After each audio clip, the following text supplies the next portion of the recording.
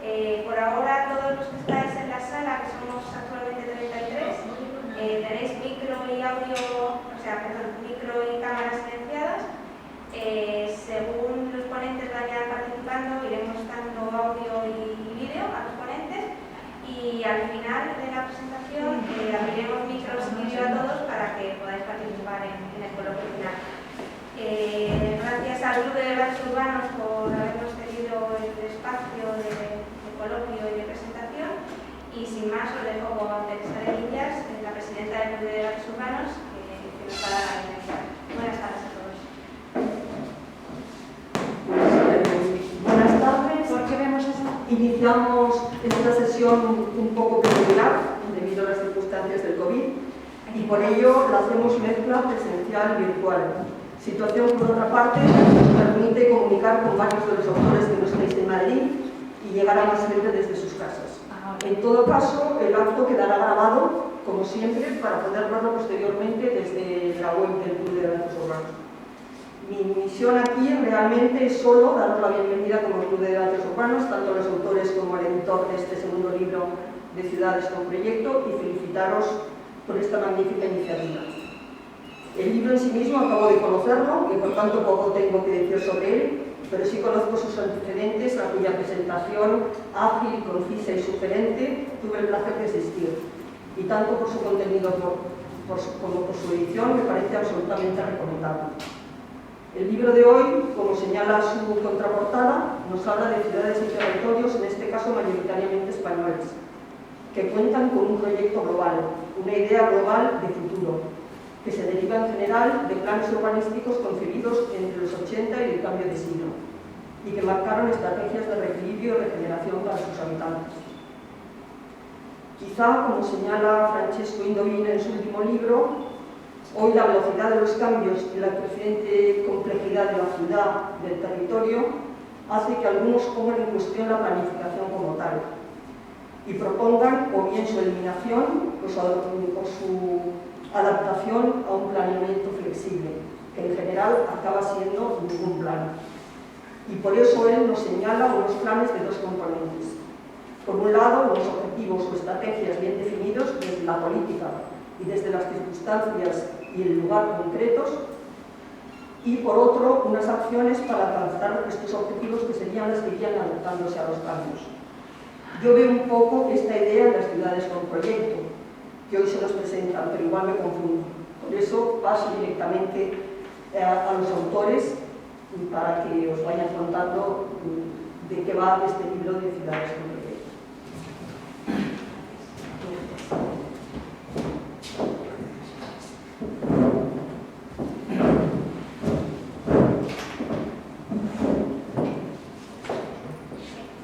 Bueno, buenas tardes.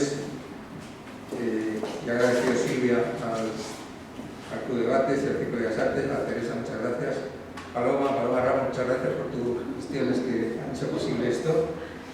Y también gracias a todos los que os habéis apuntado, amigos, estudiantes, colaboradores, participantes del propio libro. ¿Qué es Ciudades con Proyecto? Bueno, Teresa ya ha hecho un apunte ahí bastante interesante de lo que ha dado lugar a esta colección, de la que hoy presentamos el segundo número. El número 1 se presentó el año pasado en la primavera. Esta colección deriva de alguna manera, nace como de alguna manera heredera de una colección de una publicación que anualmente íbamos haciendo, sí que estuvo en muchos de ellos desde casi los inicios, desde el 2005 o más o menos, que era Perspectivas Urbanas, que nació bajo el amparo del Colegio de Arquitectos, luego de la Universidad Europea, y que luego quedó en el 2016, quedó sin amparo, ¿no? Quedó sin patronos, ¿no? Entonces, ante esa circunstancia, refundamos aquello con esta colección Ciudades con Proyecto.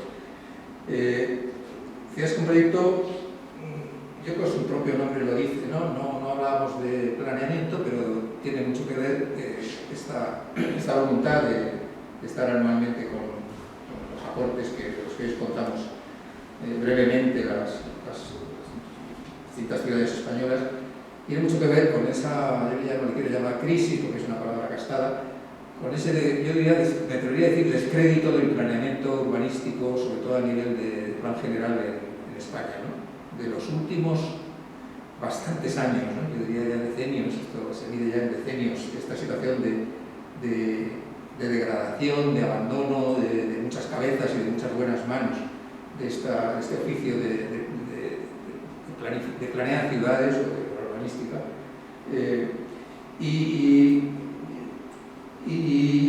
este segundo número, después de que el primero abordase desde distintas miradas, muy distintas miradas, fenómenos, situaciones, casos de ciudades europeas, con un cierto sesgo académico, en la que aportamos artículos, personas muy ligadas por la docencia, a ciudades, y cuando digo ciudades, quiero decir ciudades y territorios, porque no hay manera de diferenciar ya dónde termina la ciudad y empieza el territorio, y aportamos ciudades muy diversas, ¿no? No voy a extender en ellas para no comerme el tiempo y dejar la mayor parte a los participantes. Pero se hablaba de Delphi, la regeneración urbana, se hablaba de Lisboa y la gentrificación, o de Kreuzberg y la resiliencia en la revuelta urbana, o Bruselas y la actividad productiva, la ciudad productiva. También territorios como Glasgow de Edimburgo, o Niza metropolitana, o incluso los sitios reales de Madrid. Bueno, el primer número ya daba paso a este segundo, metiendo Madrid y Barcelona como ciudades que en aquel primer número se metieron. Madrid, en aquel momento, el artículo de Madrid, que yo tuve el divertimento de participar en él, tenía que ver, Jesús, con la Operación Chamartín. Era una primera denuncia de la falta de proyecto de ciudad con una Operación Chamartín agresiva y bastante ciega en cuanto a la contemplación del modelo de ciudad. Y Barcelona estaba con un aporte de Salvador Rueda sobre la supermanzana, que también hoy lo tenemos muy en vigor con el tema del urbanismo táctico. El segundo número en el que estamos, como digo, entra ciudades europeas, que comentarán sus autores, ciudades españolas que comentarán sus autores. Yo, pensando ayer qué es lo que dónde podríamos encontrar la clave de lo que para mí, para algunos de nosotros, puede estar en el interés de esta colección, lo he vuelto a reencontrar en ese maravilloso aporte de Manuel Solá Morales, que en el 2005, se acordarán, Jesús, de aquello, ¿verdad?, en un epílogo que se llamaba algo así como La frustración del urbanista, editado por Papers, por Amador Ferrer, en aquel que se llama El urbanismo municipal en España, algo así. Manuel Solá, y prefiero leerle para no estropearle, decía algo así como, bueno, algo así, no lo leo, decía: hay que hacer planes, claro que hay que hacer planes y proyectos, metaproyectos, avances, esquemas, ideas, visiones, estrategias de cualquier naturaleza o escala, sobre todo hoy de alcance territorial, de ingeniería y geografía urbanística, de economía y biología urbanística. Terminaba, o casi terminaba. Redactados por quien sepa hacerlos. Hablaba de Nuno Portas y citaba a Portas que decía planes urbanísticos por saber manejar la incertidumbre, y terminaba sola diciendo, pero también por la complejidad de sus objetivos. Yo creo que en este alegato de Manuel Solá, donde quería colocarse en una posición de rearme frente a, ¿os acordáis?, frente a tanto pesimismo, cinismo y de la clase profesional que nos ocupábamos de estas cosas, él hacía una apuesta de optimismo, un cierto optimismo de rearme frente a estas situaciones. Esa reflexión de Solá está en la cabeza de muchos de nosotros, y particularmente nuestra cuando lanzamos Ciudades con Proyecto. Ahí nos estamos refiriendo. Si el planeamiento está en situación tal, por lo menos que las ciudades tengan una idea, un modelo, podríamos decir, un algo, un documento, un pacto que sirva para marcar las grandes líneas. Con esta voluntad, el número 2, estoy terminando, este número 2 tiene un cierto ritmo, en un cierto ritmo. Cuando acumulas 8 o 10 intervenciones da miedo. Intentamos que hoy pase un poco lo mismo. Tiene un cierto ritmo que empieza con Nápoles, que lo presenta Beatriz Blanco como una visión de la memoria subterránea, de la dualidad de la ciudad, luchando por ella. Hay que decir también que el libro debía haber salido en abril o mayo, nos cogió la pandemia, y eso ha sido durísimo por la dificultad de rescatar una operación quebrada que se quedó ahí, pero ha servido también para que algunos artículos terminados en junio o en julio hayan aportado, escritos o reescritos en abril, mayo, junio, hayan aportado reflexiones que ponen más en el momento actual esas ideas que estaban pensadas desde el inicio del año pasado. Arranca, como digo, Beatriz Blanco con Nápoles, continúa David Stahl con el proyecto de Valencia y su plan verde, que él llama de transiciones entre la ciudad, el puerto, los poblados, el litoral, la huerta. Irene Zúñiga y sus colegas cuentan Pamplona en clave de ciudad que necesitaba para ordenarse su orden territorial envolvente, y habla de la regeneración del espacio a través de los espacios naturales. Alfonso Díaz nos cuenta a Coruña en una clave también metropolitana y de pasado-futuro, buscando, releyendo la ciudad de las Rías desde entonces hasta el momento actual del puerto.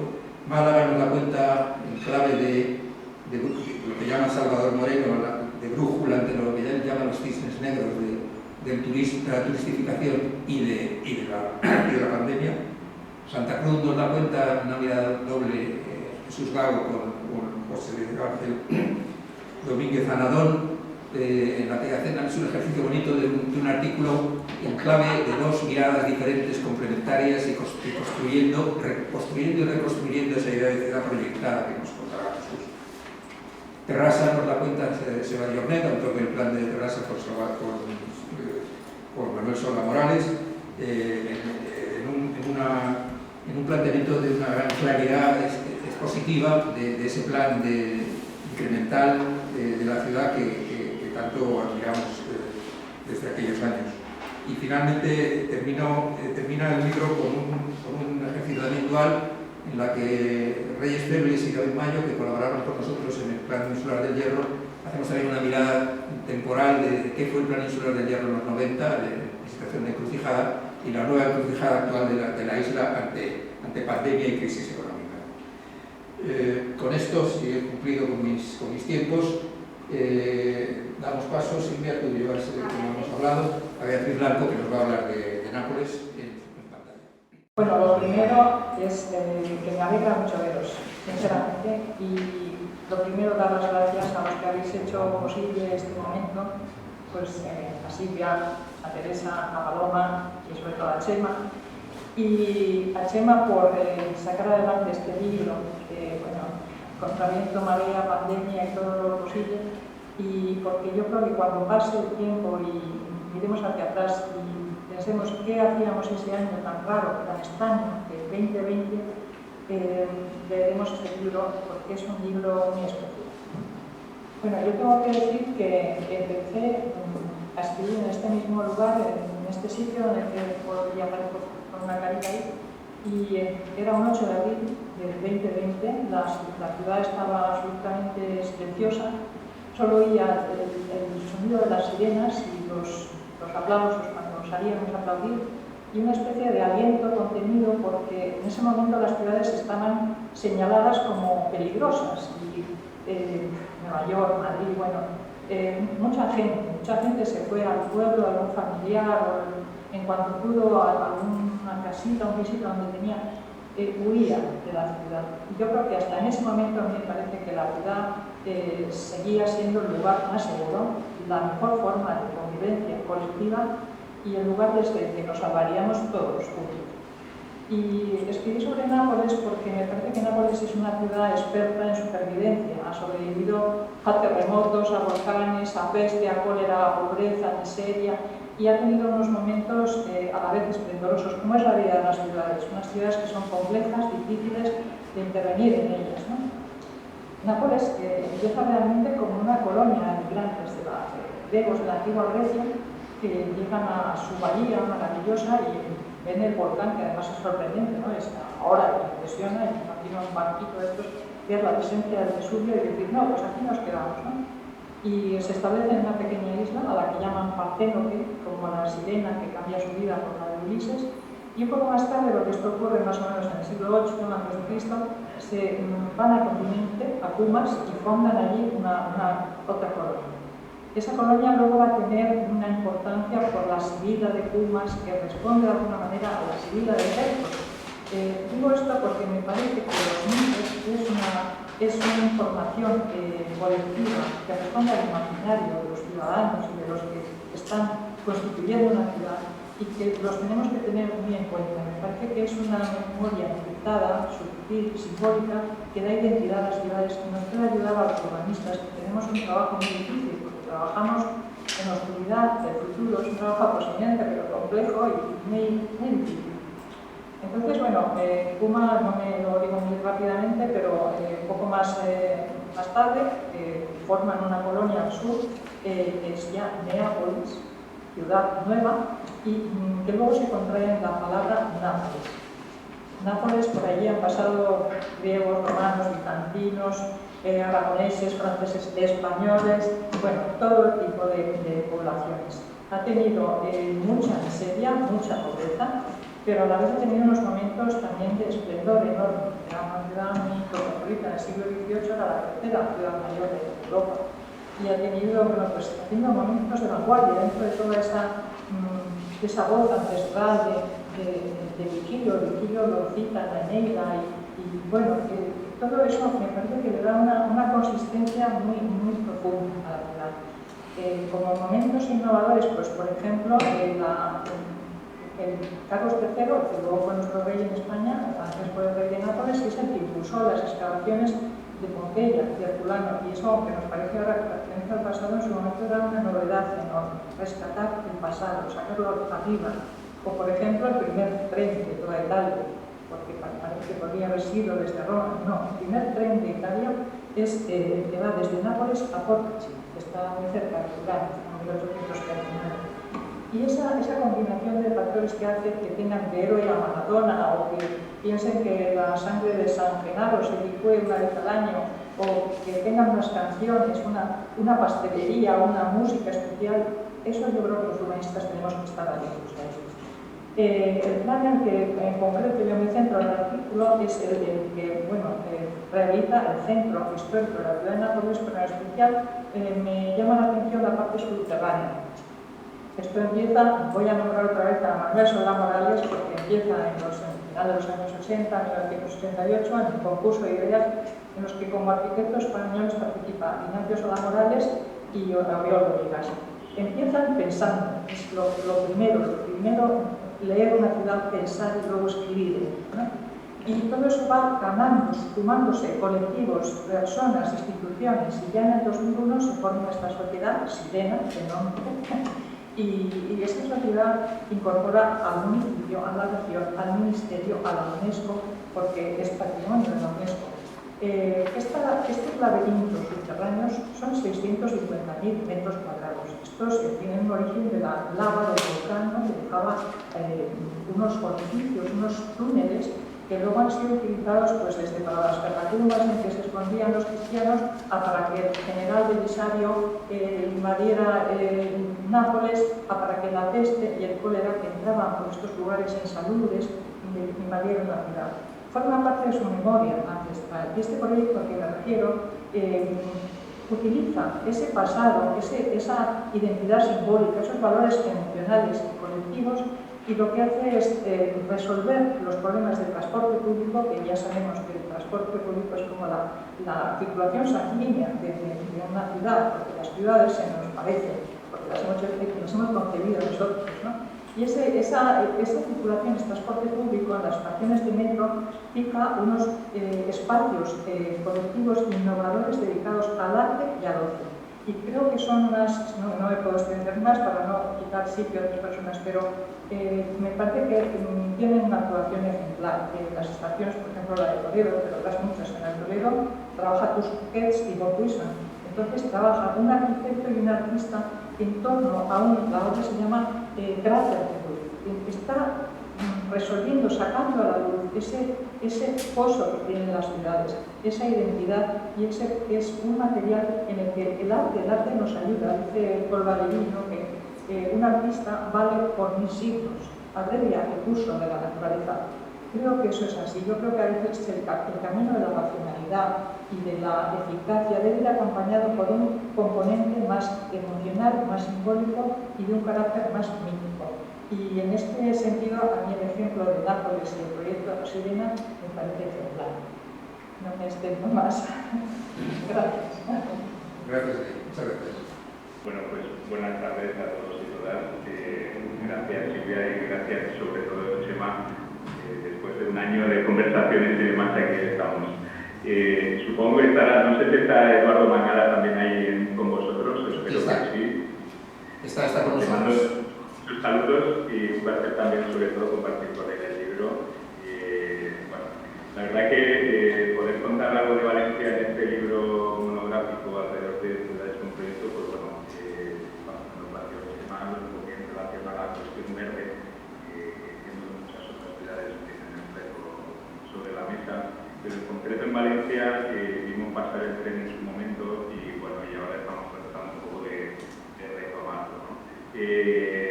Hablabais de planes generales y demás, que he recuperado rápidamente de la estantería un libro que se llamaba, sería al revés, pero lo digo, es La ciudad que volem, la ciudad que queremos, y así se titulaba el avance del plan general del año 85. O sea, los propios redactores le llamaron con ese título, ¿no? La ciudad que queremos, por lo que decíais, ¿no? Pensar antes de ejecutar. Pues en los 80 se pensó la ciudad, en los 80 se consiguió, como sabéis, el Jardín de Asturias, gracias a reivindicaciones ciudadanas que consiguieron tumbar autopistas que van a pasar por medio de la ciudad, y hoy en día tenemos una de las mejores infraestructuras verdes que ha sido incluso referencia para Skyline en Nueva York, ¿no? Por ejemplo. Gracias a los 80 se recuperaron centros históricos y otros lugares. Actualmente el modelo, pues, seguimos, imagino que como en otras ciudades también, con planes generales aún de hace 30 años, que cuesta mucho más revisar por los trámites burocráticos que tenemos y por una planificación territorial excesiva, pero que, digamos, seguimos pensando cuál sería ese modelo. Y ese modelo, al final, en una ciudad construida, en una ciudad consolidada, al menos entiendo que tenía que ser, como decía Chema al principio, una ciudad de transiciones. En nuestro caso, en Valencia, transiciones con lo que es su entorno, un entorno agrícola, un entorno verde, la albufera, la huerta, un entorno fluvial, como el propio río Turia, un entorno marítimo, como es la propia playa, ¿no? Creo que tenemos un entorno privilegiado y la transición con ese entorno es un poco la propuesta que debe partir de cualquier revisión del plan general. Y también de recuperaciones en cuanto a la vivienda construida, los centros históricos, los múltiples centros históricos que tiene la ciudad, no solo el Ciutat Bella, también el Cabañal, también Patray, también Usapa, etcétera, ¿no? Todos esos pueblos, incluso pedanías que tiene la ciudad.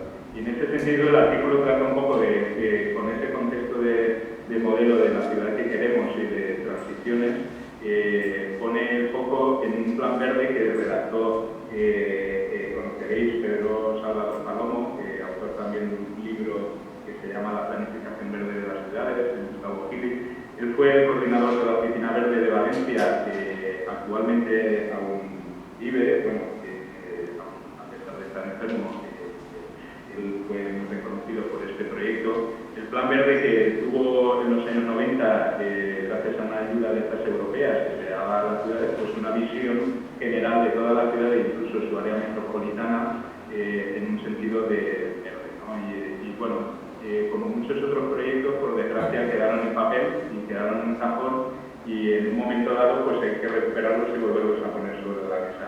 Mientras tanto, otras ciudades que conocéis, como Vitoria, pues empezaba ya su anillo verde, y en cambio aquí todo aquello quedó en papel, ¿no? A partir de ahí, pues bueno, sabéis toda la historia que ha tenido Valencia en los últimos 20 años, ¿no? De un un gobierno, digamos, más bien autoritario y poco pensador de ciudad, ¿no? Más proclive a otro tipo de eventos. Y con el cambio de gobierno en 2015 pues se reinician visiones, digamos, de área metropolitana y visiones de recuperación verde de las ciudades.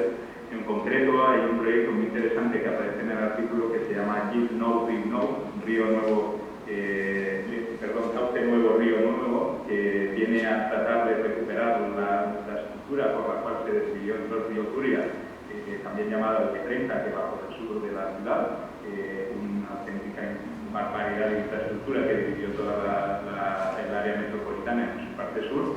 Y con ese proyecto y con otro muy relacionado y muy chulo, que sería la posibilidad de un litoral verde que conectara a los poblados marítimos, la dársena antigua del puerto y toda la parte hasta la ribera sur, pues digamos que el artículo se centra en tratar de que esos dos proyectos tengan alguna salida y vinculándose también a microintervenciones en la propia ciudad vinculadas al espacio público, ¿no? El llamado Valencia Ciudad de Plazas, que es un proyecto que si cuando pase todo esto de la pandemia pasáis por Valencia, veréis cómo se han ido recuperando las plazas del Ayuntamiento, del Mercado y de la Reina, tres plazas principales en el centro histórico, unidas a esos parques de barrio que a su vez van a esa infraestructura mayor, infraestructura verde, que tiene otro ritmo obviamente, pero que sería el cauce del Turia y el litoral, ¿no?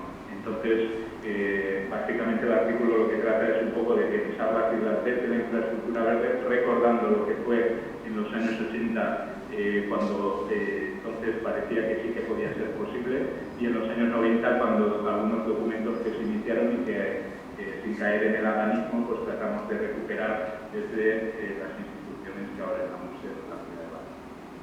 Gracias. Muchas gracias. Gracias, David. Buenas tardes a todos, muchísimas gracias y bueno, lo dicho, ¿no? Muchísimas gracias a Chema pues, por el lujo de invitación, ¿no? A participar en este libro. Nosotros cuando comenzamos el artículo, casi en paralelo, estamos iniciando un trabajo de plan de infraestructura verde para la cuenca de Pamplona. Entonces nos pareció muy interesante el poder, bueno, pues llevar un poquito en paralelo un pensamiento, ¿no? de lo que se estaba produciendo y lo que nos estábamos encontrando, pero todavía sin saber dónde íbamos a llegar, ¿no? De hecho, este mismo mes acabamos de entregar el proyecto de ciudad.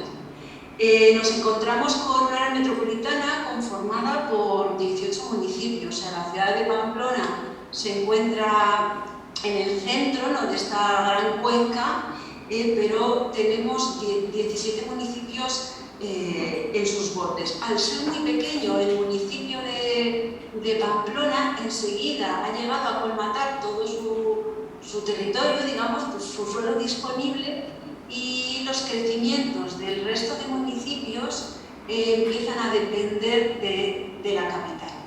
Entonces nos encontramos con realmente una población de ciudad media de 300.000 habitantes, pero sin embargo todas sus lógicas atienden a unas lógicas de gran capital en el que piezas urbanas monofuncionales autistas cuelgan de autopistas que dependen de la ciudad de Pamplona. Nos encontramos entonces con un desacople total, ¿no? de lo que es ese territorio cerealístico rodeado por una serie de montes singulares que marcan un poco el paisaje de toda esa cuenca, pero el territorio ya se ha desacoplado. La relación campo-ciudad ya es muy complicada. Entonces entramos a trabajar con un plan de infraestructura verde. Nuestra pregunta es cómo podría esta herramienta generar un nuevo modelo para este conglomerado de municipios que no han sido capaces, digamos, de ponerse de acuerdo para conformar una ciudad amable, una ciudad de proximidad, una ciudad relacionada con su paisaje. Creemos que la infraestructura verde puede ser esa oportunidad, ¿no? de conformar ese proyecto de ciudad continua y compacta. ¿Cómo lo hacemos o cómo lo intentamos? Pues es estudiando un poco esa morfología del territorio que sí que ha conseguido conservar retazos de campo, trozos de paisaje, ¿no?, metidos entre las diferentes piezas urbanas que están aisladas unas de otras, cómo poner en valor todas esas piezas. Cómo poner también en valor pues, todo el funcionamiento natural de toda la cuenca y cómo podemos eso ir integrándolo hacia el interior de esa ciudad. Cómo introducir los servicios ecosistémicos en todas las piezas ya verdes, ¿no?, que están en el interior. Entonces, bueno, con eso, en definitiva, cómo mejorar todo ese funcionamiento natural, ¿no?, para que todos esos diferentes municipios pues, puedan quedar aglutinados por un proyecto. Bueno, finalmente, en el artículo lo que no acaba de cerrarse por completo es cuál es ese dibujo, ¿no?, esa cartografía asociada a este modelo, pero bueno, finalmente sí que hemos llegado a algo. Ahora estamos en manos del gobierno de Navarra, ¿no?, que serán los que tengan que, primero se lo tendrán que creer y luego a ver cómo lo empiezan a llevar a cabo. Muchas gracias. Bueno, Teranga, muchas gracias por la invitación. Vuelvo a reiterar lo mismo que dije. Los que me siguen, por la oportunidad que tienen, de alguna manera, de producir una reflexión colectiva sobre las ciudades españolas en este momento, ¿no? En este momento, que por otra parte fue un momento bastante cambiante desde que empezamos hasta que, digamos, terminamos el trabajo, de alguna manera pasó, ¿no? Bueno, en principio, cuando yo me planteo el tema de participar en este proyecto, bueno, y me planteo, digamos, la idea de proponer o plantear un proyecto de ciudad en Galicia. Yo de entrada lo primero que hice fue, de alguna manera, escoger, digamos, el proyecto que está por hacer. No tanto el proyecto que está hecho, no tanto, digamos, las referencias urbanas que hay en Galicia, que podrían ser utilizadas para esta misma publicación, casos como Santiago de Compostela, por ejemplo, que podría ser perfectamente incorporado como una ciudad con un proyecto, aunque en estos momentos tenemos unas situaciones complejas desde el punto de vista, digamos, político y de su continuidad, pero sí que de alguna manera me interesaba, sobre todo, producir, digamos, una reflexión sobre aquello que está por hacer. Y en ese sentido, digamos, yo intenté volcar, digamos, lo que quiera contar en relación a la ciudad de La Coruña y de alguna manera, bueno, esa cierta voluntad metropolitana, cierta voluntad de alcanzar un momento metropolitano que tiene esta ciudad, dado que, si no lo sabéis, digamos, la ciudad de Coruña es el término municipal de menor tamaño de la península ibérica o de España, después del término municipal de Cádiz, ¿no? En donde, por tanto, digamos, todas las iniciativas que se han producido, todas las iniciativas que se trascienden desde la ciudad, son iniciativas que tienden a ocupar un territorio en el ámbito comarcal para la implantación de determinadas infraestructuras. Me interesaba, digamos, de alguna manera contar este proyecto desde tres fases, tres procesos históricos recientes en la historia urbana, ¿no?, de la comarca. Tres momentos históricos, algunos de ellos conocidos, otros menos conocidos, otros todavía de alguna manera están en marcha y todavía están sujetos a debate y están por perfilar, pero que en cualquier caso todos ellos, digamos, de alguna manera tenían como un hilo común en la búsqueda, digamos, de este espacio de reflexión urbana desconfinado de los límites municipales. Bueno, estos tres momentos, podemos decir, yo los focalicé, digamos, de la siguiente manera, ¿no?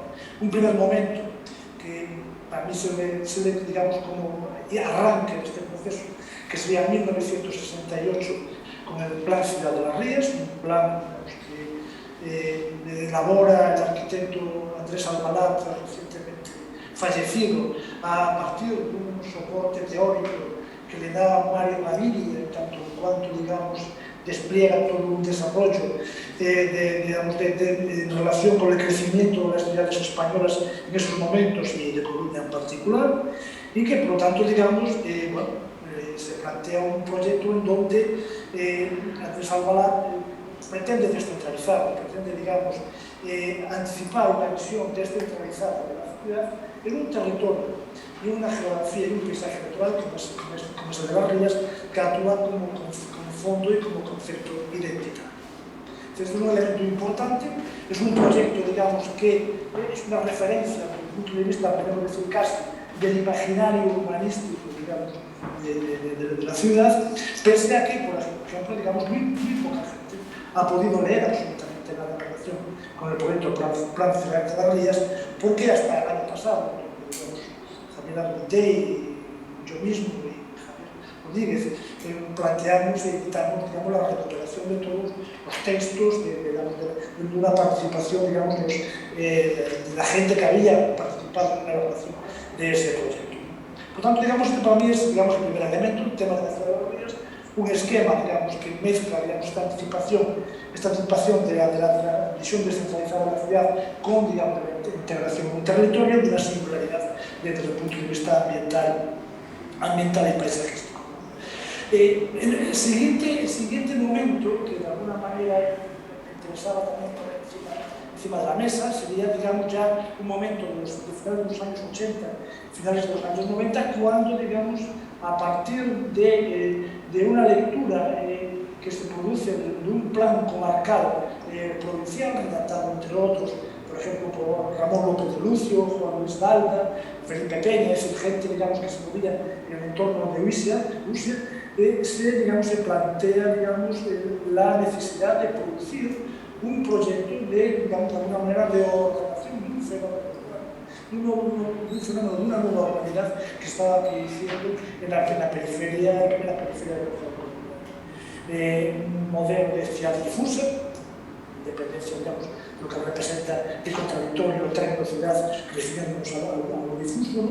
Pero que de alguna manera, digamos, pretendía ordenar o pretendía, digamos, dotar de una cierta lógica y una cierta normalidad a este espacio, ¿no? Me estoy refiriendo, digamos, al plan general de un municipio lindante de Coruña, el plan general de Oureiro, fomentado por el equipo de Juan Luis Dalda Escudero, y que de alguna manera, bueno, intenta introducir un proceso de racionalización en un ámbito difuso sobre la base del conocimiento de que lo difuso en Galicia no es un difuso al uso, digamos, es un difuso que se articula sobre unas preexistencias de núcleos de base rural, de núcleos de entidades menores que van articulando previamente un territorio, digamos, más complejo, ¿no? Este elemento, digamos, de la ciudad difusa, digamos, bueno, define, digamos, un escenario que, digamos, va transformando el territorio en un nuevo contexto, que es el que en estos momentos tenemos en la ciudad. Y un tercer momento, que yo creo que es el momento del debate en el cual está la ciudad inmersa en estos momentos, ¿no? En donde, digamos, lo metropolitano vuelve a ser utilizado como un banderín de enganche, digamos, de voluntades y de demandas y de debates y de políticos, ¿no? Que sería, digamos, todo el debate que está surgiendo en torno, digamos, al tema de la remodelación de los usos portuarios en el puerto interior de la ciudad. Sebastián Jornet, que anda por ahí, participó también en este proceso, digamos, como coordinador de un foro que se desarrolló en la ciudad hace 2 o 3 años. Es un debate que es interesante, es un debate que se inicia en el año 2004, digamos, con propuestas realizadas por Joan Busquets, que después se incorpora al plan general, actualmente vigente, pero que, digamos, la lógica, los procesos, digamos, han ido evolucionando y han ido abriendo, digamos, paso a un escenario de discusión en donde el puerto, de alguna manera, toma, digamos, una referencia y toma, digamos, una referencia, digamos, más amplia que la propia ciudad para, digamos, integrarse en el espacio comarcal, ser un referente comarcal de aspectos tan importantes que en estos momentos se están levantando, como el tema de la movilidad comarcal, el transporte comarcal, o, digamos, todo aquello que tiene que ver con la estrategia verde, también aquí en Coruña, en donde, digamos, las instalaciones portuarias, digamos, cobran un papel importante como un elemento singular de esta propia infraestructura, ¿no? Y con un entendimiento que de alguna manera hace que, digamos, entendamos como el agua que bordea el puerto, el elemento, digamos, como ese fluido, digamos, que de alguna manera relacionar todo el ámbito, ¿no? En el caso de Coruña es importante, vuelvo a decir, entender este esfuerzo, la reflexión metropolitana, este intento, nunca ha acabado, nunca hay, aún sin resolver, aún sin cerrar, siempre en debate permanente, siempre con referencias continuas, ¿no? Es decir, es importante, digamos, como decía, referenciarlo, digamos, al propio carácter de la ciudad. Podemos existir el segundo municipio de España en menor extensión, digamos, una ausencia clamorosa, digamos, de cualquier, digamos, acto de planificación territorial desconfinada por parte de las diferentes instituciones y, por la parte, digamos, de lo que supone la palabra siempre metropolitana como banderín de enganche y, digamos, que enganche en un debate político, digamos, que, digamos, de alguna manera está llevando a la ciudad a abandonar un cierto ombliguismo, digamos, y a percatarse, digamos, que a sus puertas empiezan a emerger, digamos, una compleja relación territorial que, de alguna manera, empieza a tomar vida y puede empezar a tener vida, digamos, incluso de una manera completamente paralela a lo que es la propia ciudad, ¿no? Bueno, un poco esto lo que queríamos contar, digamos, en este artículo y, bueno, digamos, sobre todo hacer hincapié en estos aspectos, ¿no? Es un proyecto que todavía está en marcha, es un proyecto que está a debate y es un proyecto, digamos, que se va enriqueciendo en la medida en que va progresando. Bueno, buenas tardes, muchas gracias, Chema, Silvia, a todos los presentes. Leo el compendio de reflexiones sobre ciencia urbana, que son los casos expuestos en este libro, con el enorme interés que tiene todo lo clandestino. El título del libro es de una declaración de principio, o de guerra, contra la degeneración de una práctica que se lleve de siempre por compendio de otras ciencias y disciplinas a fuentes de un proyecto. Salvador, no sé si puedes subir un poquito el volumen, acercarte al altavoz. Sí. Pues escucha un poco lejano. ¿Me oyes? Estoy más cerca ahora. Un poquito mejor. Un poquito mejor. Pues como te digo, el proyecto urbano hoy parece sucumbir al espíritu disgregador y cantonalista que, como una materialización del ciclo babélico, asola el mundo todos los órdenes. En esa línea, hoy la naturaleza esencialmente unitaria y transversal del proyecto urbano se presenta disgregada en la pretendida autonomía de las ciencias sectoriales que lo componen. La economía, el derecho, la geografía, el medio ambiente, la ecología, la historia, la movilidad, la numismática y otros. Y como si cada una de las partes quisiera imponerse al todo, esgrimiendo una razón que tiene menos de científica que de voluntad de ejercer protagonismo vecinales. Si a la dificultad de interpretar el hecho urbano en sí se le añade la de hacerlo fragmentariamente, renunciamos de entrada a toda posibilidad de síntesis que nos permitiera todavía llamar a la ciudad por su nombre y no por su negación, la anticiudad, la no ciudad, la postciudad, el compendio fantasmal de los dos lugares, según la famosa definición de Marco Gero. En mi modesta opinión, resulta de una extremada arrogancia calificar de no ciudad la ciudad que no se entiende, precisamente por haber claudicado de la obligación de entenderla a través del proyecto. Pero creo que también sería igualmente arrogante hablar de un proyecto de ciudad un poco a la manera de un Brasilia o de un Chandigarh, ¿no? En vez de esa otra bien distinta, esa otra cosa bien distinta, es la ciudad con proyecto, como sabiamente Chema García de Pablo nos ha propuesto. La diferencia parece clara y tiene que ver con la interpretación de las utopías. El primero plasma la ensoñación utópica de un autócrata, cuya materialización formal y organizativa lleva implícita un modo de vida dirigido. La segunda interpreta unas modestas utopías de lo cotidiano, proyectándolas hacia la consecución de una ciudad mejor, enraizada en su carácter genuino, Genius Loci, su historia, su gente y las condiciones físicas del lugar. La primera es una mutación impuesta. La segunda es el desarrollo de un ADN urbano que hay que tener el acierto de descubrir y con el que hay que tener la modestia de contar.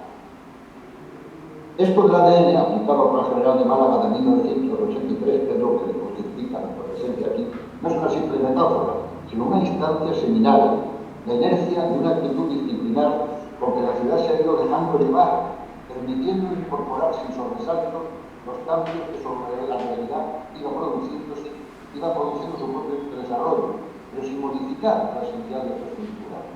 En Málaga se hace con un parque tecnológico, una ampliación enorme de la universidad, un nuevo aeropuerto, una nueva estación de AVE, una integración efectiva del puerto con la ciudad, una ampliación enorme de su área metropolitana, la asunción de un papel de capitalidad regional que nunca la había ejercido, etc. Málaga, en definitiva, al cabo de 40 años y desde su inicial construcción periférica, es hoy una ciudad infinitamente mejor en lo urbano y el motor de Andalucía en lo económico. Como todas las ciudades, habrá que acoplarse a las consecuencias de este cisne negro que está siendo la pandemia, con la aparición de problemas nuevos e insospechados. Y a este respecto, hay toda una corriente de pensamiento que niega a la arquitectura y al urbanismo, a la vivienda y al urbanismo, la posibilidad de solucionar por sí solos problemas que son de índole social, política, económica, y no les faltaría razón. Pero aquí, sin embargo, me apunto a la opinión de las tesis del doctorado Bernardo Secchi, por cierto, estupendamente introducido y prologado por Eduardo Bangadas y Jesús Gallo en su libro póstumo. Bernardo Secchi y su confianza militante en el valor del proyecto. Pues cuando estos problemas irrumpan, mejor será que encuentren a la ciudad con un buen proyecto urbano que siempre dispondrá de un amplio margen de maniobra para solucionar problemas, pero no tan amplio como el de los conflictos que se derivarían de no tener ninguno. Muchas gracias. Muchas gracias, Salvador. Gracias, Salvador. Gracias a vosotros. Buenas tardes, tanto a quienes estáis en la sala como a quienes la seguís por la pantalla. Me corresponde decir unas palabras acerca de los dos artículos sobre Santa Cruz de Tenerife que se incluyen en esta segunda entrega de la colección Ciudades con Proyecto que hoy se está presentando. Además de las referidas al mío, José Ángel Domínguez, el autor de uno de esos dos, me pide amablemente que en su nombre diga también algo sobre el escrito por él, porque lamentándolo mucho, no ha podido asistir ni conectarse siquiera virtualmente a esta presentación. Lo haré conjunta e indistintamente sobre los dos, pero sin entrar en el contenido ni de uno ni del otro, porque siendo como son de breve lectura, no tengo intención alguna de resumirla todavía más, ni menos aún de editarla sustituyéndola por lo que aquí pudiera yo decir.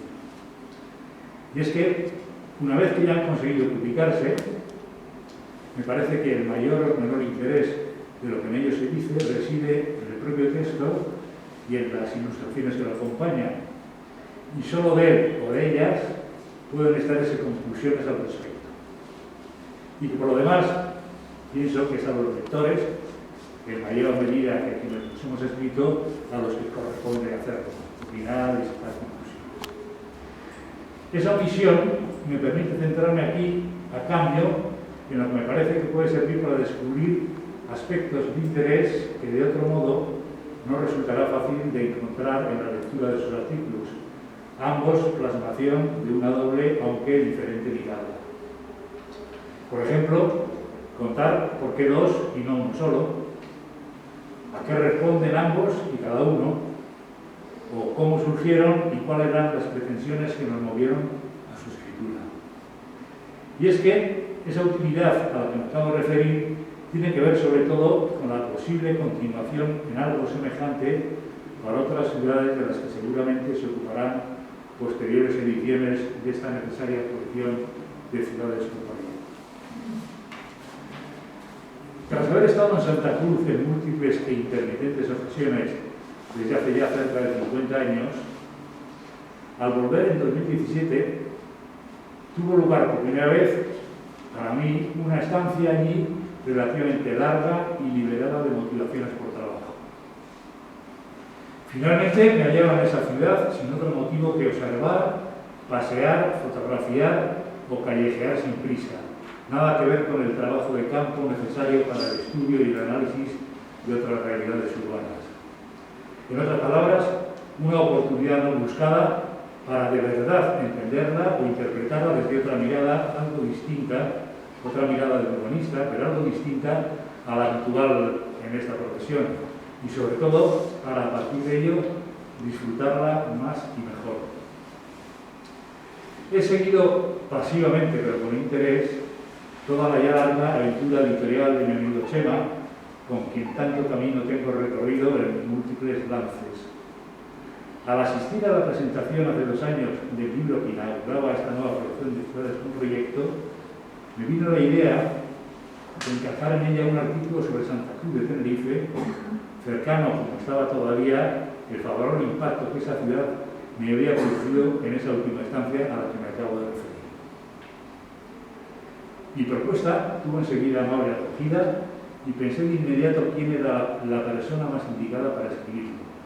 No podía ser otro que José Ángel Domínguez Canadón, a quien conocí por primera vez en aquella mi primera lejana visita de hace medio siglo, y de quien tenía no solo la mejor opinión como profesional en su doble faceta de arquitecto y urbanista, sino como máximo responsable técnico de numerosos planes municipales y de su gestión en esa ciudad. Al invitarle y convencerle a que escribiera, tanto él como Chema me convencieron a mí para escribir también sobre ello.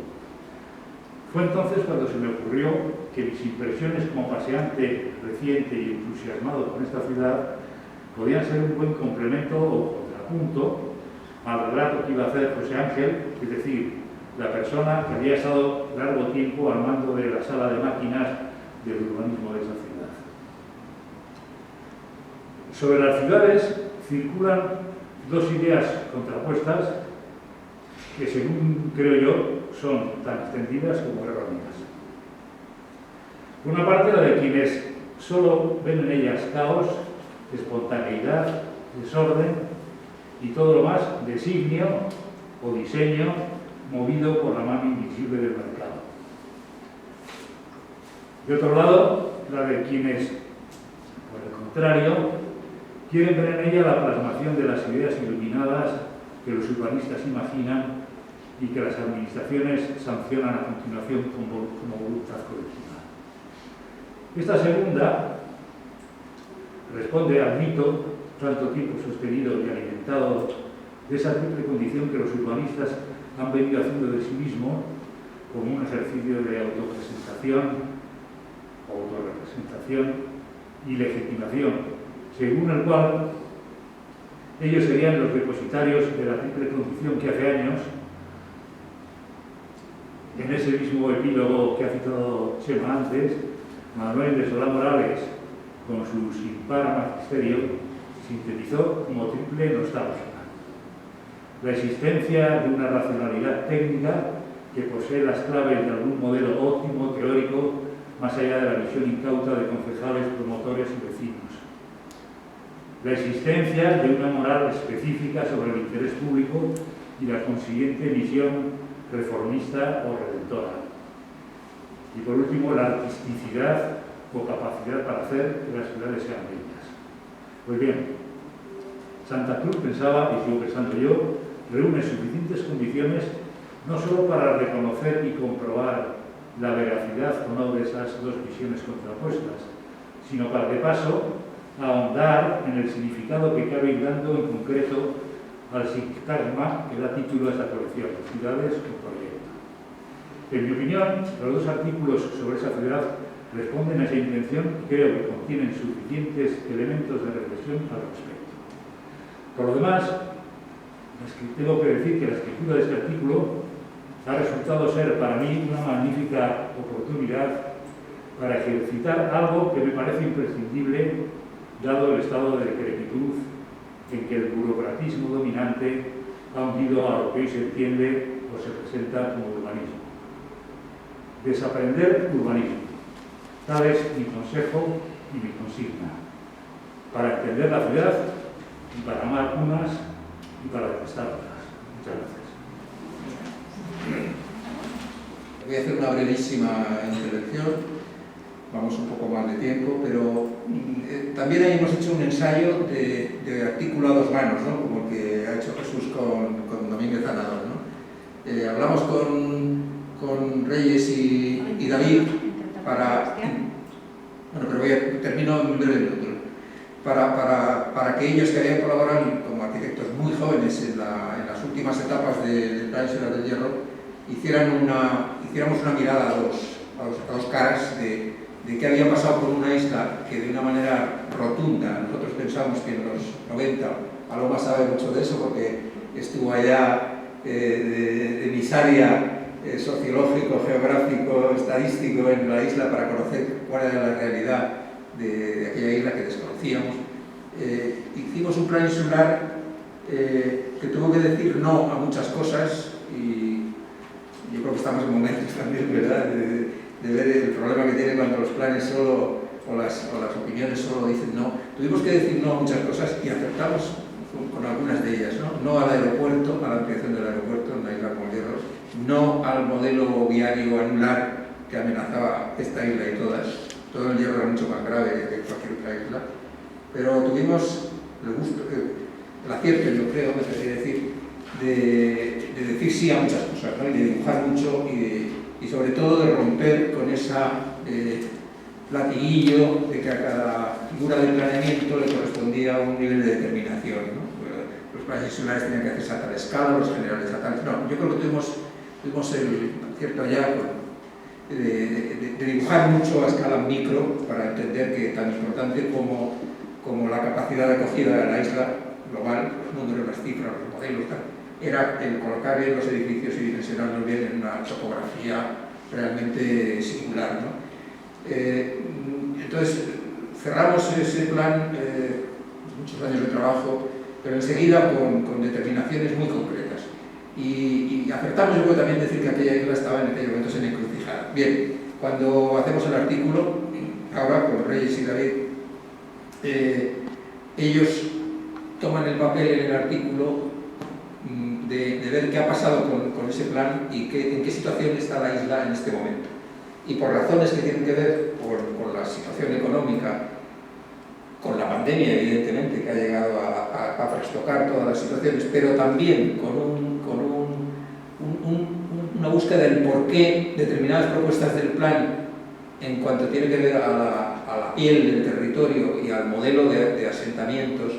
Nosotros en el plan insular, y termino, colocamos los posibles crecimientos turísticos residenciales o turístico-agropecuarios, los colocamos en lugares, simplificando mucho, en lugares deteriorados o por actividades extractivas o por obras del puerto abandonadas. Colocamos ahí los polos turístico-ambientales que llamamos. Y en el artículo se profundiza en por qué no salieron esas propuestas, ¿no? Tampoco, siguiendo la lucidez de la intervención de Jesús, sin decir más, para que se pueda comprar el libro, ¿no?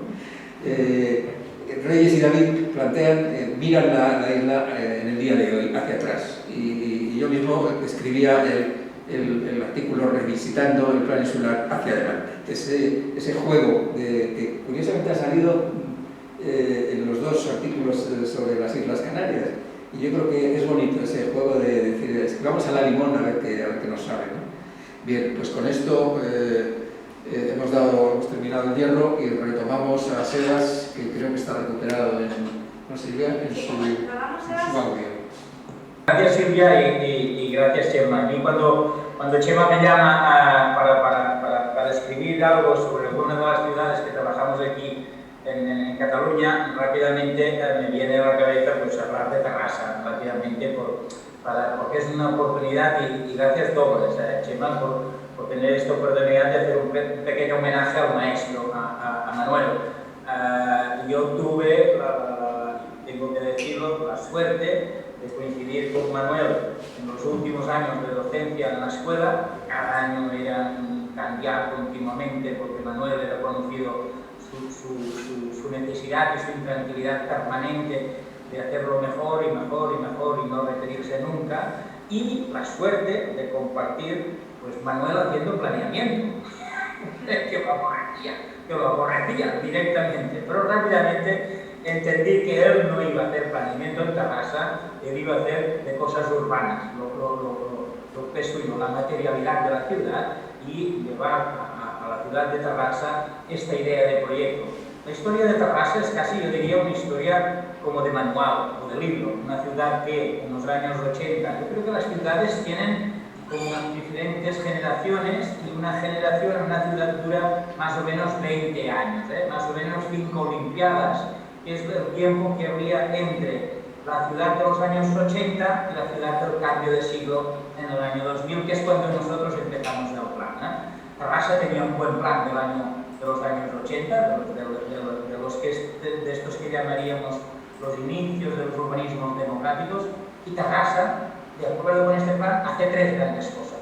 Trabaja en el centro, y aquí es la oportunidad de Manuel Solá de trabajar en la recuperación del centro histórico, trabaja en la elaboración del gran parque central de Terrassa, que es una operación maravillosa. Si venís por Cataluña, por Barcelona, os recomiendo acercaros a Terrassa a ver este gran parque urbano, unas 40 hectáreas en el corazón de la ciudad, un torrente que estaba todo lleno de colchones, de chabolas, de suciedad, de porquería, no sé qué, y la ciudad se pone, y Terrassa tiene hoy Valparaíso, un pulmón verde en el centro de la ciudad, 40 hectáreas, y Terrassa tiene también la otra gran operación, coincide con los Juegos Olímpicos, es la integración ferroviaria, es decir, Terrassa viene de haber hecho 3 grandes lecciones muy bien hechas, el centro, el ferrocarril y el parque.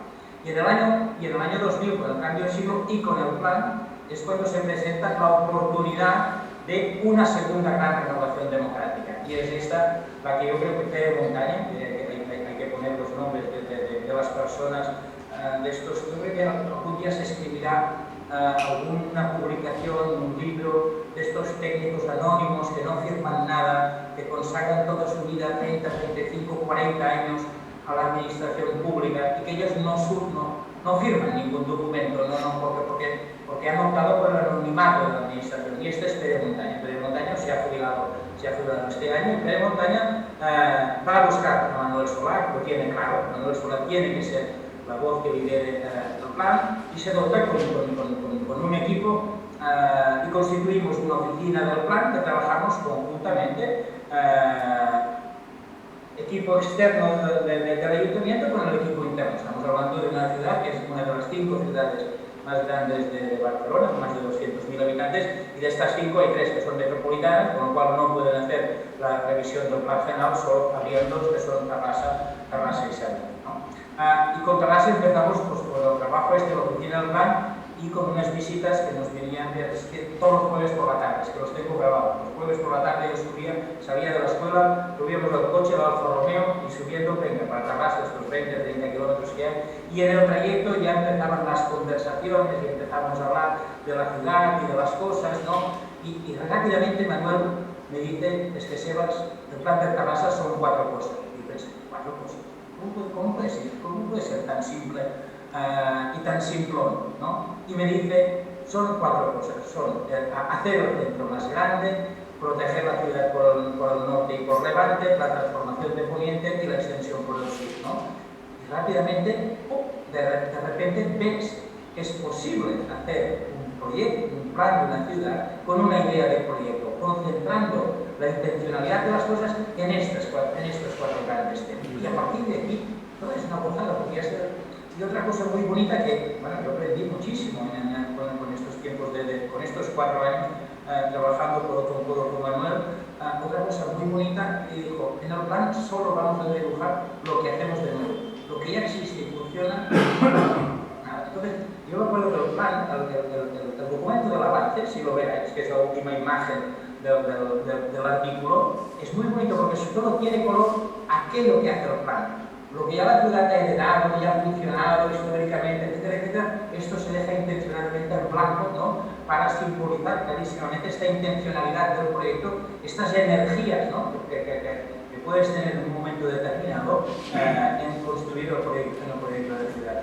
Yo, para mí, un placer entender estas 4 grandes operaciones que hacía Manuel y que proponía Manuel, eran claras y tenían que ver con los puntos cardinales a poniente, estructurar para crecer. Todos los suelos urbanizables en extensión solo se van a hacer si conllevan una mejora de la calidad existente. No vamos a extender por pura y simplemente extender, sino para mejorar los barrios vulnerables que colonizan toda la parte de poniente de la ciudad de Terrassa. En el norte y el levante paramos.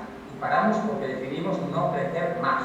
En la parte de la izquierda, con un proyecto muy bonito, del Parque de Torresana, de la operación de Torresana, que él la llevó posteriormente en un planeamiento derivado, que da sobre un gran parque que vendría a ser el Parque de Valparaíso, son 40 hectáreas, pero estos son 600 hectáreas, un parque territorial, y la ciudad dice, llego hasta aquí y me abro esta ventana del parque. Por el norte es otra lección de Manuel, ¿no? Una gran infraestructura viaria que pasaba como estos trazados del ministerio, con unas cotoides y unas curvas que lo destrozaba absolutamente todo, y Manuel coge la infraestructura, la pone y dice, hasta aquí hemos llegado. La tensa y pone una calle recta, la hunde y dice, hasta aquí llega la ciudad y vamos a liberar todos estos campos que machacaban la infraestructura. Es decir, en el norte y el levante, un límite. En el centro, el crecimiento de hacer más grande el centro. Esta operación de los 4 grandes vapores que van a hacer más grande el centro. Y en la parte sur es la extensión para integrar todos los crecimientos de las zonas de actividades económicas, etc.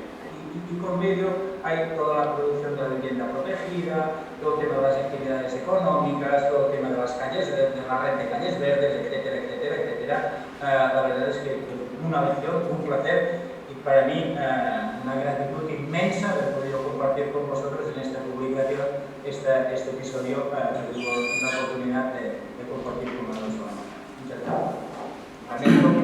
Bueno, muchas gracias, Sebas, porque estaba yo en el problema de tener que contar esto, resumir esto que tú has contado, y era para mí un reto que no me atrevía casi, no pensaba casi decir que no podía contarlo. Me alegro mucho que hayamos recuperado tu sonido. Muy bien, Sebas, muchas gracias. Bien, y yo creo que es vamos a ver, la última intervención del acto es la de Eduardo Mangada.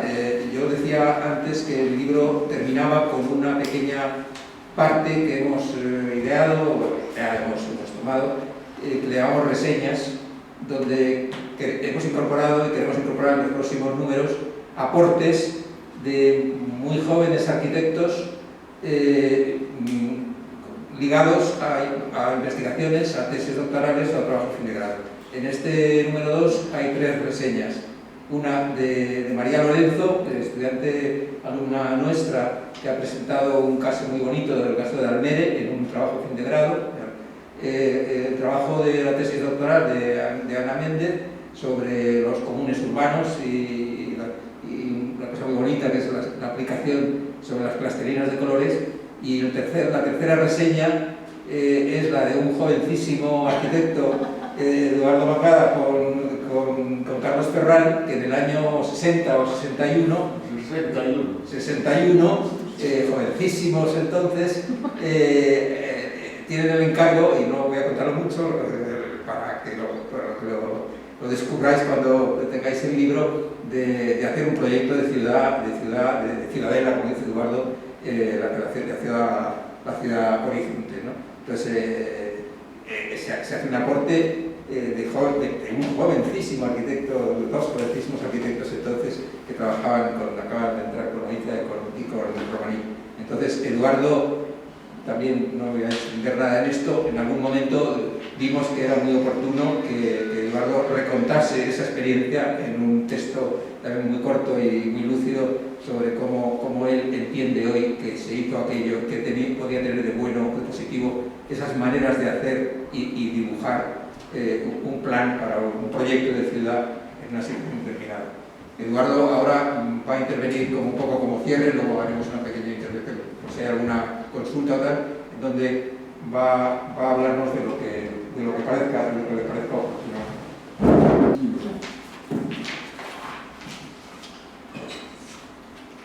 Buenas tardes, buenas noches. Gracias por permitirme hablar, por permitirme estar con vosotros y compartir el nacimiento de un libro. Yo creo que el nacimiento de un libro hay siempre que celebrarlo. Hay que celebrarlo, hay que felicitar y dar las gracias al autor o a los autores que lo han redactado, porque es un esfuerzo enorme ponerse a escribir y traducir en palabras impresas tu pensamiento, y en este caso agradecer que el autor ha buscado coautores a los que ha coordinado, dirigido, para darle todo un sentido a las piezas que compone el libro. Y por último, creo que hay que celebrar con champán el día en que este libro aparezca en los escaparates, en las estanterías de las librerías, que para eso están escritos los libros. También me parece que es importante la visión que Chema ha sabido darle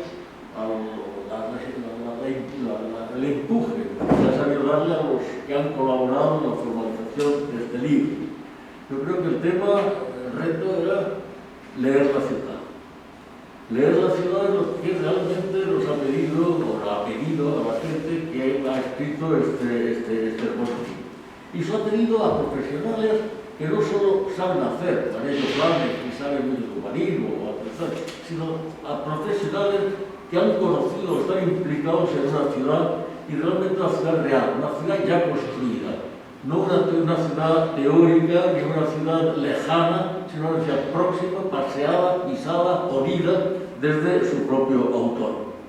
Yo creo que leer la ciudad es una de las cosas primeras que debe aprender un urbanista y que debe aprender una sociedad. Y saber leer la ciudad es saber interpretarla, saber buscar sus orígenes, saber buscar sus causas y saber buscar cuáles han sido los proyectos, las ideas, las propuestas, los planes que han ido configurando la forma actual de la ciudad, que han ido configurando la morfología y el comportamiento y la identidad de esa ciudad. Normalmente, no creo que haya ninguna ciudad que sea hija de un solo plan ni de un solo proyecto. La ciudad es una serie de acontecimientos, de episodios con una buena novela, es una serie de episodios que se van concatenando en función de los problemas que han surgido y las aspiraciones que van teniendo la ciudadanía y los gobernantes de esa ciudad durante el periodo histórico en que se ha ido consolidando. Se dice una ciudad hija de un solo proyecto, verdad en Barcelona. Quizás nuestras pocas ciudades del mundo que ha tenido, no ha sido de verdad, porque luego llegó Jocelyn y la amplió, integró Sarriá, integró Porno, integró muchas cosas. Pero es verdad que ha sido capaz de construir una ciudad con una imagen que ha durado años y casi ha constituido una ciudad en sí. Cerdá, el plan Cerdá es casi una ciudad en sí misma. Y yo creo que son pocos ejemplos, porque Brasilia, con Lucio Costa como gran urbanista, realmente Brasilia es un campo, es una serie ferial con muchos edificios brillantísimos, pero la ciudad real está en las afueras de este conjunto de edificios simbólicos y esplendentes. Ahora bien, leer la ciudad. Leer la ciudad primero para entenderla, para explicarla y hacerla factible, hacerla comprensible para la ciudadanía, para que con ella, con ese entendimiento, pueda realmente reivindicar o aspirar a lo que pueda ser su ciudad en el futuro, y también debe servir de la ciudad para poder proyectarla. Si no somos capaces de explicar la ciudad, claro, pero hay que explicarla de forma muy contundente y con muchas visiones, con muchas facetas. Ahora bien, la ciudad es muy difícil, porque para proyectar el futuro hay que mirar hacia atrás. Para inventar hay que recordar. Para leer la ciudad hay que desmenuzarla, buscar los episodios, buscar cuáles han sido los nodos que han determinado un salto, que ha cambiado. A veces la ciudad no es ya el problema, no surge del proyecto, sale o de la ocasión, de la oportunidad, de cómo se presenta sin pensarla, o de la catástrofe. En Valencia, concretamente, es la Valencia actual, porque hubo una inundación en los años 50 que se llevó por delante miles de vidas y anuló, borró del mapa un río. Eso es lo que muchas veces la ciudad está, y no digamos ya de Catania, con la explosión del Vesubio, o no, que es una ciudad nueva, después del Vesubio. O sea, no es la ciudad, no hay ciudades que puedan identificarse con un solo proyecto. Quizás hay algunas que se parecen más, pero ni siquiera el París de Bosman es hijo de un proyecto, es hijo de muchos acontecimientos, muchas cosas. Y yo creo que esto es lo que a lo largo de este libro se ha planteado y se ha resuelto brillantemente, por de forma interesante, Y sobre todo de forma interesante porque cada uno de ellos ha ido viendo la ciudad desde su perspectiva, desde su lenguaje, desde su capacidad de leer, desde la lupa donde lo hayan puesto. Y yo creo que esto es lo que el libro en sí merece ser aplaudido y es ya una tradición, no solo de editorial de Chema, sino una tradición a la cual merece incorporarla como técnica docente en las universidades, es decir, hacer cada año la reflexión de un tema, ofreciéndosela como partícipe a los alumnos de esa universidad y a una sociedad en este momento cuando las librerías lo permitan. Yo creo que este es el gran éxito y el gran acierto que Chema ha tenido en este incitar a leer la ciudad de distintas ópticas. Dicho esto, yo creo que me atrevo a hacer... Me han gustado todos, bueno, me lo he leído todo, no me han gustado todos. Es decir, pero me los he leído todos y dos varias veces, porque me ha interesado y por cariño a Chema, por las dos cosas. Pero yo creo que, sin embargo, de poco pensaba, pero de pronto hay dos visiones, dos lecturas de la ciudad que me han llamado la atención. Unas que me llevo, dos que me llevo a llamar heterodoxas, que son las que hace de Nápoles Beatriz de Blanco y la que hace de Santa Cruz de Tenerife heterodoxas en el sentido de que no usan el lenguaje habitual, no usan los temas, no usan los referentes habituales para explicar la ciudad. Beatriz, Beatriz, poeta, habla de la Sibila, pero al mismo tiempo habla de la geografía, y habla y dice, y al norte está la corte, la caserta, al sur está el Vesubio, y al oeste está la Sibila. En la Sibila, donde está la Sibila, corren arroyos cristalinos y verdes, donde está el Vesubio solo ríos de fuego rojo. Yo creo que esta visión, y luego, como alguna ciudad, su identidad fundamental, se debe muchas veces a la presencia de héroes o de mitos. La presencia de Virgilio, la presencia de Nelson en la bahía. Esos hechos, algunas ciudades están connotadas por la presencia de personajes importantes de la historia. Es la ciudad de fulano. Y esto es un tema importante, que las ciudades ganen. Es decir, por ejemplo, nunca hablaremos de la ciudad de Aguirre, como el de Madrid, por ejemplo. No nos va a servir. Y estos dos son las dos visiones, y la otra visión es la de Jesús Gago. Jesús Gago, cuando yo leía lo de Jesús Gago, bueno, que lo habíamos comentado, y que conste que hay un tema que no es el momento de discutirlo, que se ha equivocado, es decir, pero en la visión de Jesús Gago yo me recordaba, ahí te lo acabo de decir, me recordaba a Marco Polo. Me recordaba a Marco Polo cuando en las ciudades invisibles, cuando Marco Polo necesita ver las ciudades para explicárselas a Kublai Khan. Pero Marco Polo, cuando va por ahí, ve los símbolos hechos, en realidad, las cosas urbanas, que dice Manuel Morales, ve las cosas urbanas que dan idea exacta del tipo de ciudad que están refiriéndose, de cuáles son sus cualidades, de cuál es su identidad. Y el Khan las entiende a través del relato que Marco Polo hace de cómo se colocaban los pimientos a secar, cómo eran las calles, dónde estaba el mercado, dónde estaba, etc. Y esto es lo que hace Jesús, identifica lo que él cree que son aquellos sitios por los cuales Santa Cruz se define como tal y pierde y gana su identidad. Y yo en ese aspecto. Y por otro lado hay otros dos proyectos que me interesan mucho, como, digamos, desde el punto de vista disciplinar, que es dos discursos, dos proyectos, dos artículos, de Málaga, de Salvador Pérez Torero y de Tarrasa.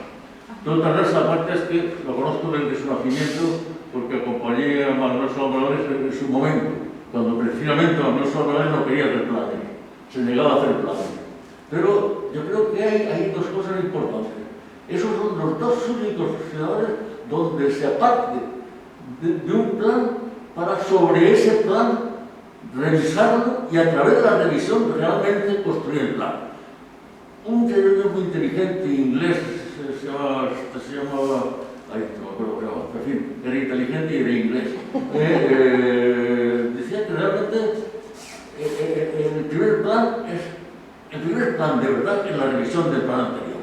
Es decir, cuando realmente se puede, y eso yo creo que era cierto en el discurso de Salvador Manuel Peralta, pues el discurso de Lloret, el discurso de escrito en el libro, y es que los dos casualmente parten de que cuentan que hay un plan, el del 83, y da la casualidad que es en los dos casos es el 83, que es el primer plan democrático que se hace en Málaga y en Tarrasa, con lo cual es un plan que lo que hay que hacer es completarlo, borrarlo, añadirle y definirlo. Pero definirlo, como dice Manuel Solá Morales, con 4 decisiones rotundas y contundentes, con 4 aparatos urbanos, con 4 cosas urbanas.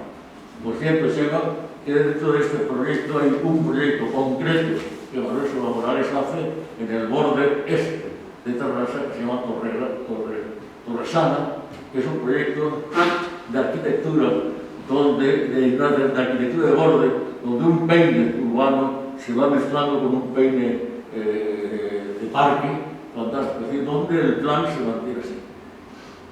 Yo lo paso muy bien, yo recomiendo leerlo.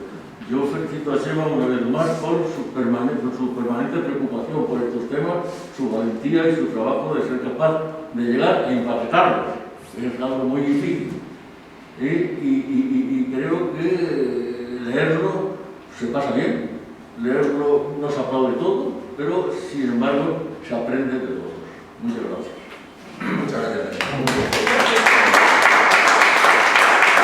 Yo creo que antes de dar entrada a posibles comentarios, solo decir que no pretendemos, yo por supuesto no, con todo lo que ha habido en la última intervención de Eduardo, no pretendemos sacar conclusiones de esta presentación, porque sería petulante, ¿no? Totalmente. Simplemente yo creo que en sí mismo lo que cada uno de vosotros ha contado y está en el libro es la conclusión. Sí quiero decir una antes de que se me vaya el tiempo.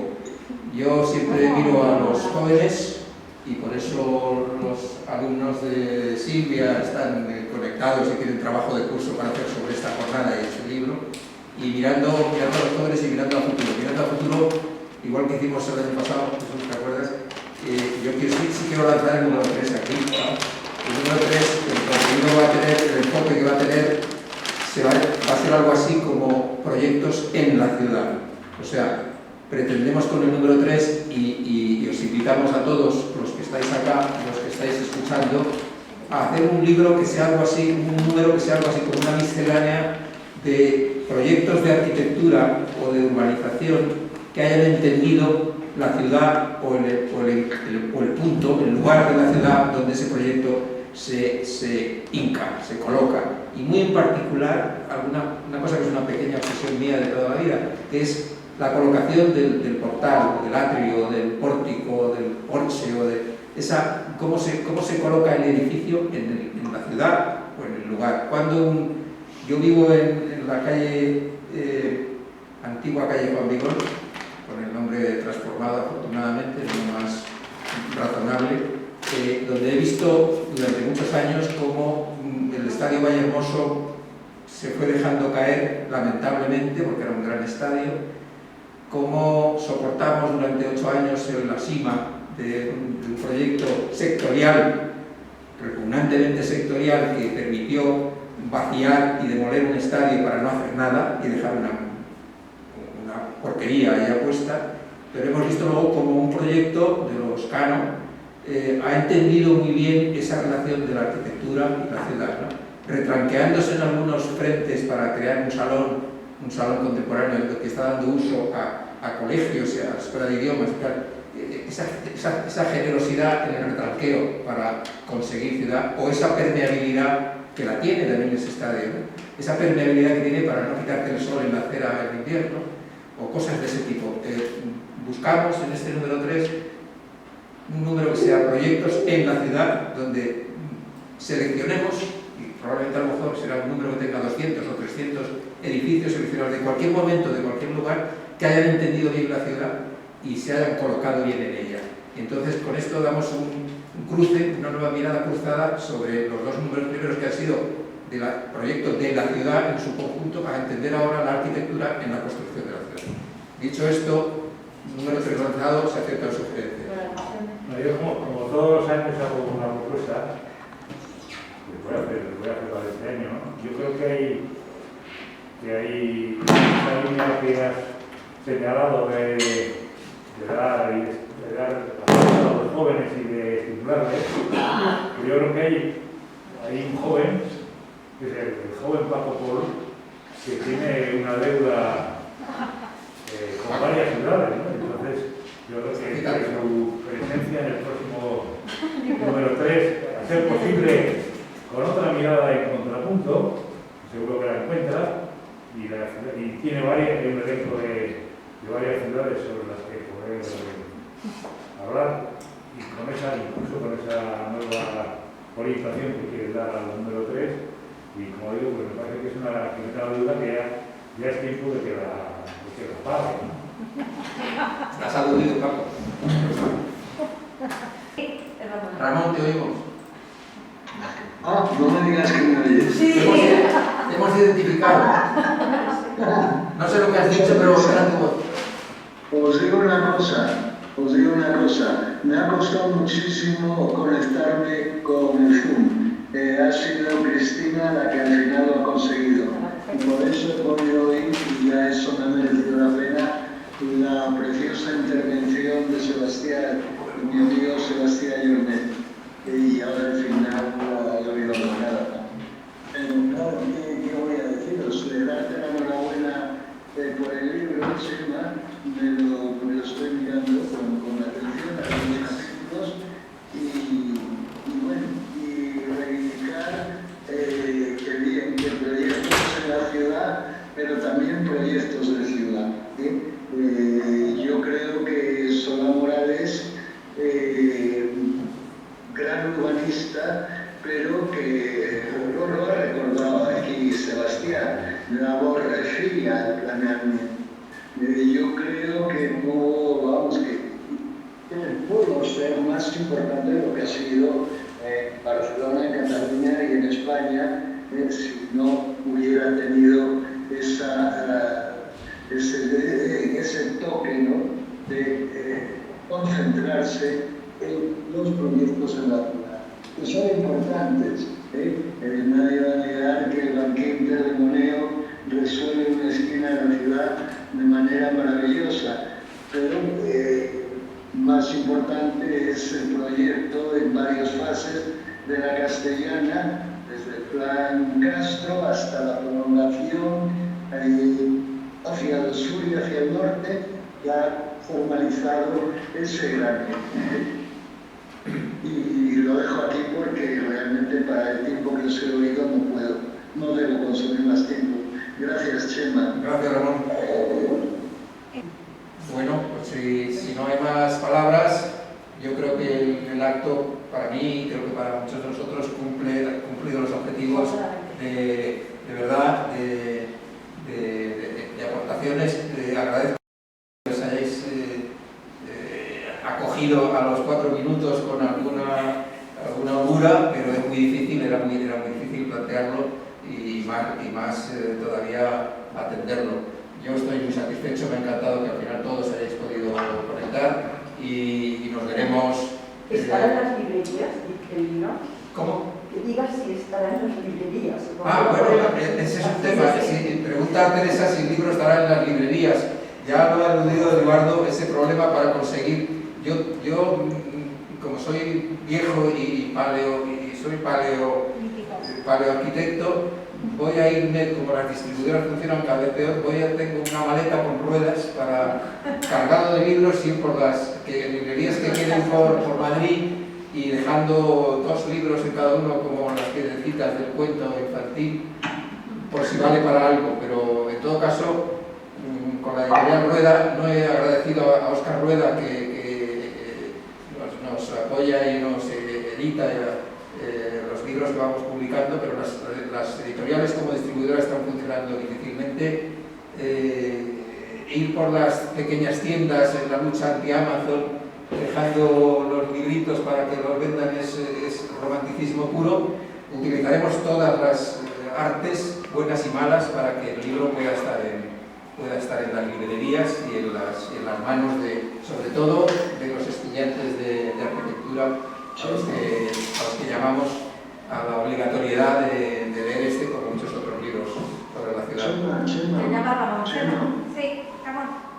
Chema, Sí, te oímos. Cortes, ¿me permites hacer un ruego? Aparte de los fantásticos libros que tú haces, yo quisiera reivindicar el blog planur.e, que lleva con un mérito increíble, sin financiación ninguna, nuestra compañera María de Boreiro, sin apoyo del Departamento de la Escuela de Arquitectura de Madrid, sin ningún apoyo, hay que decirlo aquí, en público, a ver si se les cae la cara de vergüenza. Y yo lo que os pediría, lo podéis encontrar en la red planur.e, que os suscribierais. María ya no puede más financieramente, y ya la suscripción anual me parece que son 20 euros o 25, o sea, una cifra ridícula. Por favor, es el mejor escaparate de planes urbanos, de planes territoriales, de planes de paisaje, de proyectos urbanos que hay en lengua castellana, y tiene un mérito increíble, María de Boreiro. Gracias por dejarme esta cuña publicitaria. Muy bien, pues nada. Si no hay más intervenciones, entonces cerramos. Muchas gracias a todos y esperamos la siguiente. Proyecto 3. Sebas, muchas gracias y a todos. Gracias. Nos vemos. Adiós.